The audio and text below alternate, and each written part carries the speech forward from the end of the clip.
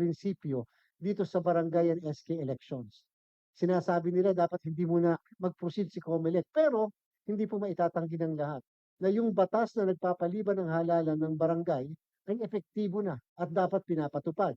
At dahil ito epektibo na at pinapatupad, kung kaya naman po, wala naman pong TRO na inisyo sa atin. Kaya po lahat ng paghahanda rin doon ay atin din pong sinet aside upang magkaroon na tayo paghahanda patungkol naman sa November 2, 2026, Barangay and SK election. Subalit, minarapat po ng Project Management Office sa pangunguna rin po ng Commissioner in Charge, Commissioner Ray Ibulay, na ipatuloy ang lahat ng procurement.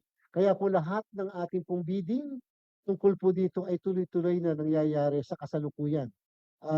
Para po kahit paano ay hindi naman masayang yung panahon namin habang naghihintay tayo bago sumapit ang November 2, at kaya nga po isa sa mga components ng barangay and SK elections ay yung pong resumption ng registration of voters ngayon darating na ikatlong linggo ng Oktubre.